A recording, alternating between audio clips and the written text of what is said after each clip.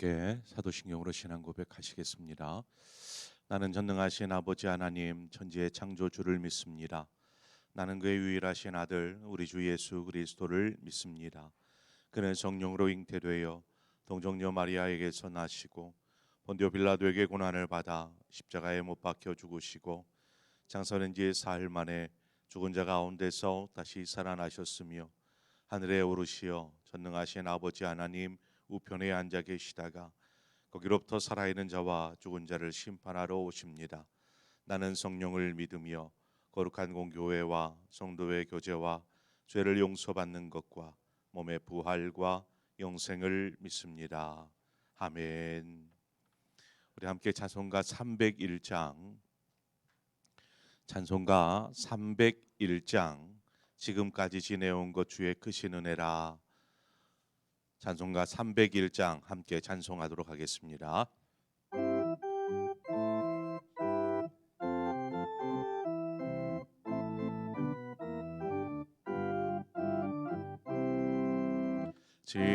지금까지 지내온 것 주의 크신 은혜라. 아니 없는 주의 사랑 어찌 이루 말하랴. 자나깨나 주의 손이 항상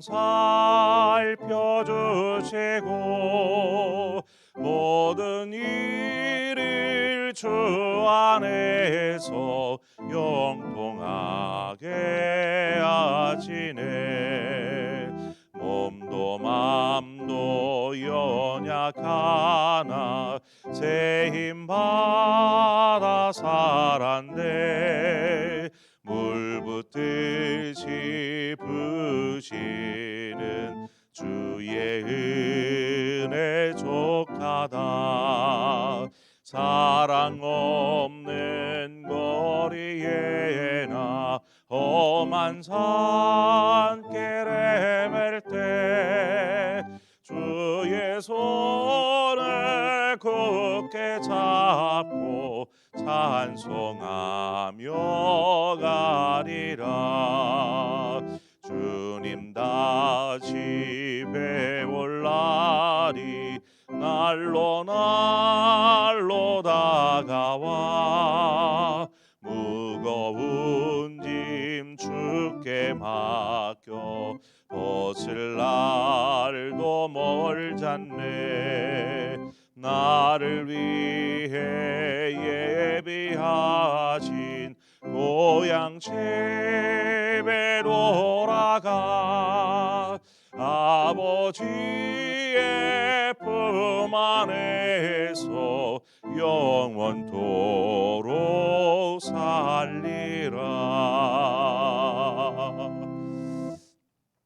아멘. 하나님의 말씀 보겠습니다. 사무엘상 12장 12절에서 18절의 말씀을 우리 한 절씩 교독해서 보도록 하겠습니다. 사무엘상 12장 12절에서 18절의 말씀입니다.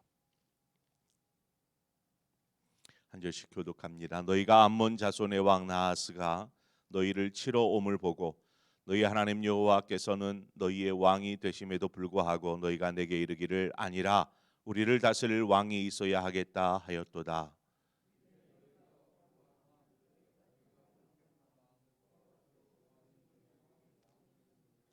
너희가 만일 여호와를 경외하여 그를 섬기며 그의 목소리를 듣고 여호와의 명령을 거역하지 아니하며 또 너희와 너희를 다스리는 왕이 너희의 하나님 여호와를 따르면 좋겠지만은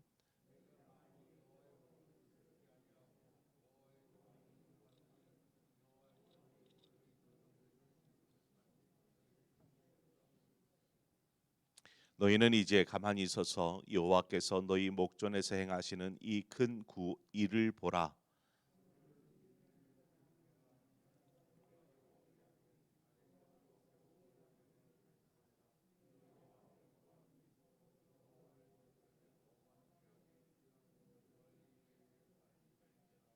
함께 읽습니다. 이에 사무엘이 여호와께 아뢰매 여호와께서 그날에 우레와 비를 내리시니 모든 백성이 여호와와 사무엘을 크게 두려워하니라. 아멘. 과거를 돌아보고 하나님께서 우리에게 행하신 일들을 생각해 보면 모든 것이 은혜일 수밖에 없습니다. 때로는 어렵고 힘겨운 일을 만나 눈물로 시간을 보낼 때도 분명히 있었습니다. 그럼에도 불구하고 하나님은 우리에게 살 길을 열어주셨고 또한 오늘 우리에게 감사할 수 있도록 인도해 주셨습니다. 우리가 찬송했던 것처럼 지금까지 지내온 것 주의 크신 은혜라. 하나님은 우리로 이렇게 찬송케 하셨습니다. 이제 우리가 과거를 돌아보아 하나님의 은혜요 하나님의 인도하심이라 고백한다라면 지금 현재를 또한 바라볼 수 있어야 합니다. 우리는 베풀어 주신 은혜에 감사하며 또한 앞으로도 하나님께서 선하게 우리를 인도하여 주실 것을 믿고 믿음으로 살아가는 사람입니다. 그런데 우리는 과거의 일에 대해서는 쉽게 하나님의 은혜에 감사하고 인도하심에 감사하는데 오늘을 믿음으로 살아야 하는, 현재를 믿음으로 하나님께서 인도하실 것을 믿고 그렇게 믿음으로 살아가는 삶이 어떻게 보면 부족하다 이렇게 말할 수 있습니다. 믿음으로 살지 못할 때가 많더라는 것입니다. 본문의 사무엘이 이야기하고 있는 이스라엘의 모습이 그러했습니다. 우리가 어제 살폈던 것처럼 과거를 돌아보아 아브라함 때부터 출애굽해서 가나안에 정착해서 하는 모든 일련의 과정 속에 하나님은 이스라엘과 함께 하셨고 그들을 지켜주셨고 그들을 적들로부터 보호하여 주셨으며 그 땅을 점령하여 그 땅을 차지하기까지 하나님께서 함께하여 주셨습니다. 그 일들을 돌아보며 이스라엘 백성들은 그렇습니다. 하나님이 그렇게 하셨습니다. 고백하는 것이죠. 그런데 정작 암몬 왕 나하스가 길앗 야베스를 침략해 올 때 이들이 하나님께서 인도해 주시고 또한 적들을 만날 때 이기게 하시는 그 하나님을 의지하지 아니하고 하나님께 도우심을 구하지 아니하고 인간적인 방법으로 왕을 구하여 그 문제를 해결하려 하였다라는 것입니다. 사무엘이 지금 이것을 지적하고 있습니다. 지금 이야기하는 이야기하는 것은 사울 왕의 즉위식 때에 그 현장 가운데서 모인 이스라엘 백성들에게 사무엘이 지금 전하고 있는 선포하는 말씀입니다. 여러분 한번 생각해 보세요.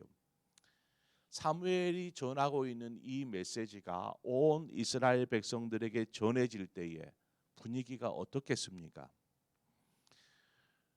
이스라엘 왕을 세우고 새로운 이스라엘을 꿈꾸고 있는 지금 사무엘의 메시지는 어떻게 보면 찬물을 끼얹고 있는 것과 같은 말씀, 내용의 메시지인 것이죠. 왜 사무엘은 지금 왕을 세워서 전부 다 왕의 만세를 외치고 이렇게 하고 있는 상황에서 이러한 메시지를 전하고 있는 것일까요? 그것이 하나님이 보시기에 옳은 것이기 때문에 그랬습니다. 이것이 옳기 때문에 그 상황에서 이 메시지를 전하는 것입니다. 믿음으로 사는 사람에게는 어떤 상황에서도 믿음 있는 말과 행동이 필요합니다. 믿음이 있다고 하는데 정작 필요할 때에는 믿음의 고백과 행동을 하지 못한다라면 그건 무슨 유익이 있겠습니까? 분위기와 상황 때문에 그런데 우리는 종종 입을 닫아버립니다. 내가 이 말하면 분위기가 엉망이 될 것 같아. 저 사람의 마음에 또 막 싫어하는 마음이 생기지 않을까 하는 마음에 정작 믿음의 말과 믿음의 행동들을 하지 못하게 된다라는 것이죠. 하나님은 우리가 필요할 때 찾고 난감할 때 혹은 원하지 않을 때는 멀리하는 분이 아니십니다. 우리는 언제나 하나님을 경외하는 신앙으로 살아야 합니다. 사무엘은 지금 이 세워진 사울 왕이나 이스라엘 백성들을 두려워하지 않습니다. 오직 죽이게도 하시고 살리게도 하시는 그 하나님을 두려워함으로 이 메시지를 전하는 것입니다. 왕을 세우는 일은 분명히 하나님도 동의하셨습니다. 이스라엘 백성이 그래도 우리에게 왕을 세워 주십시오 하니까 하나님께서 그렇게 하라 말씀하셨지요. 그러나 하나님의 동의에는 한 가지 전제하는 것이 있었습니다. 그것이 무엇이었냐면 본문 14절의 말씀인데, 너희가 만일 여호와를 경외하며 그를 섬기며 그의 목소리를 듣고 여호와의 명령을 거역하지 아니하며 또 너희와 너희를 다스리는 왕이 너희의 하나님 여호와를 따르면 좋겠다마는 하는데, 이 구절에서 보면 하나님을 경외하며 하나님의 목소리를 듣고 순종하는 삶, 바로 이 삶은 왕이 세워지든지 아니면 왕이 없든지 하나님의 백성이라면 지켜야만 하는 내용이다라는 것입니다. 이것이 전제되어 있어요.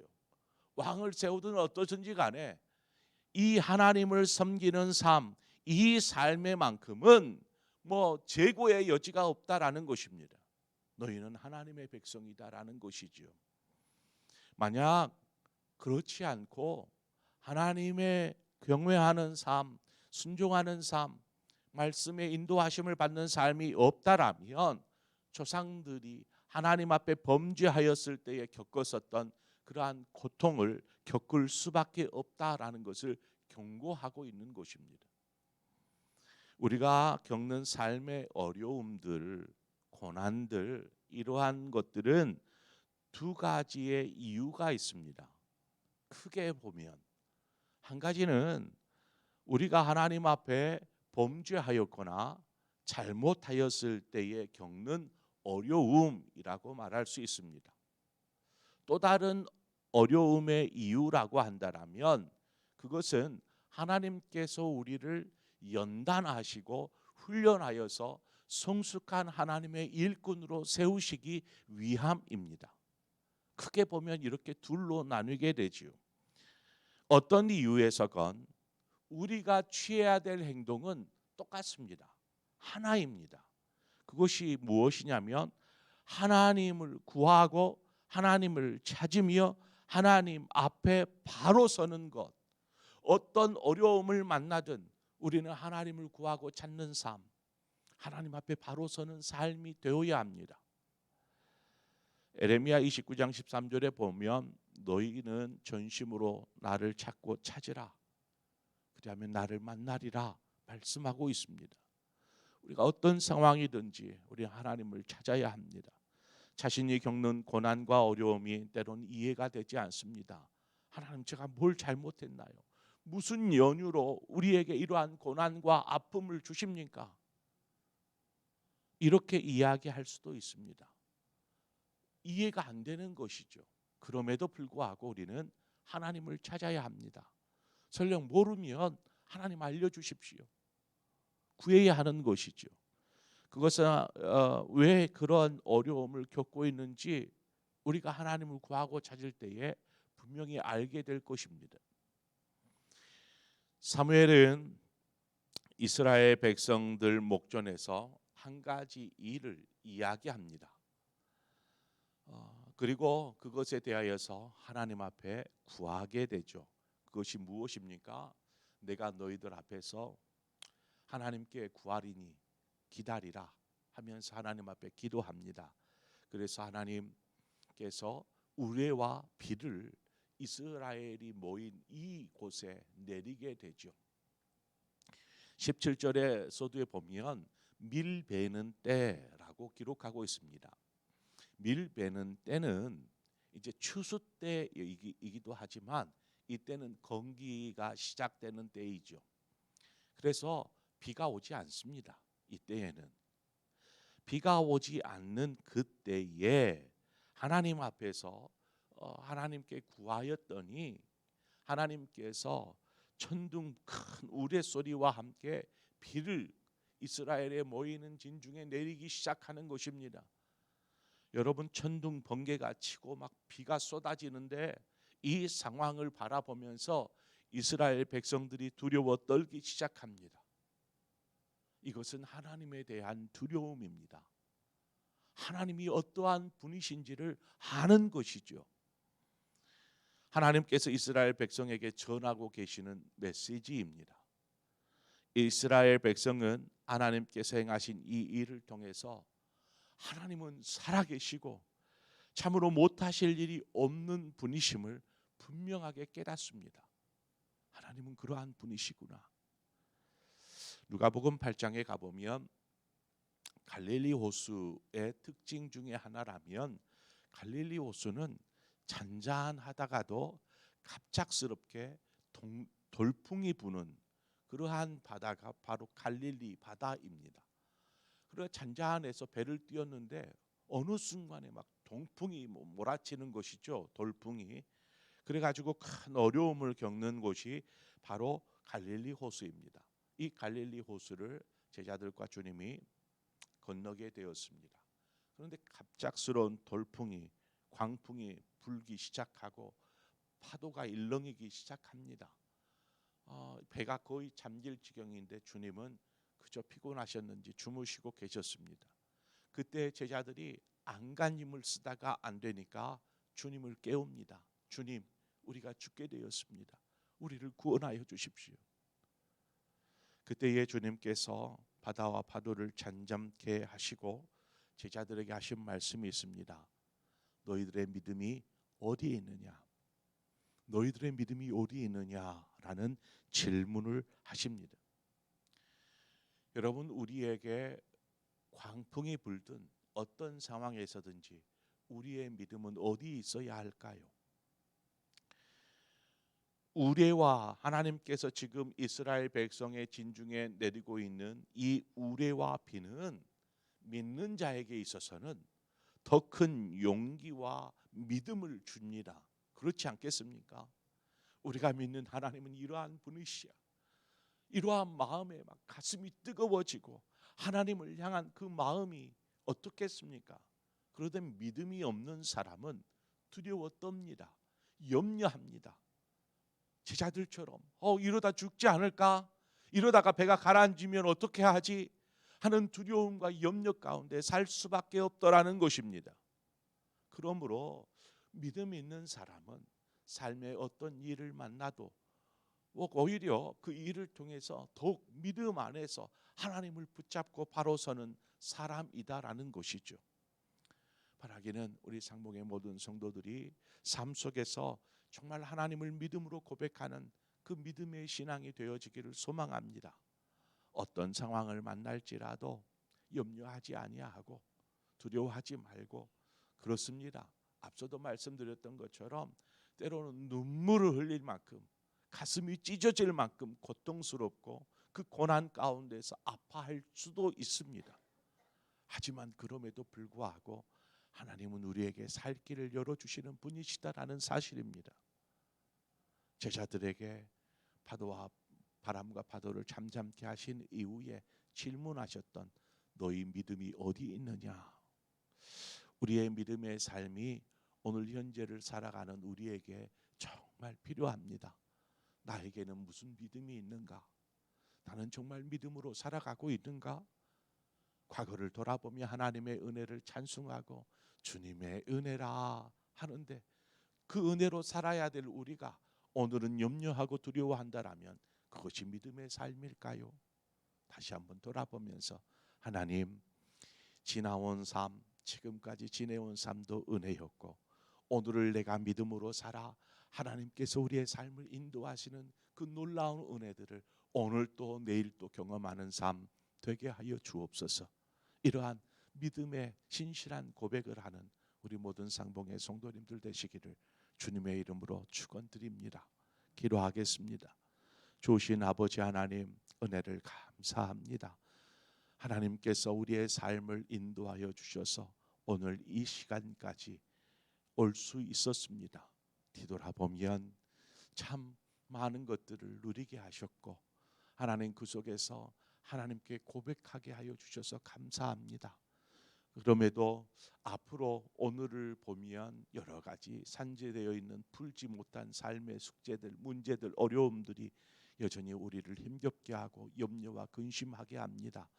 하지만 하나님께서 우리의 삶을 이날 이때까지 인도하여 주심을 분명히 믿는다라면 오늘도 내일도 믿음으로 사는 우리 성도들 되게 하셔서 늘 언제나 하나님 앞에 신실한 하나님의 사람들 되게 하여 주시옵소서.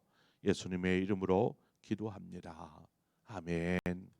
오늘 이 시간 우리 한 마음으로 기도할 때에 우리 환우들을 위해서 기도하도록 하십시다.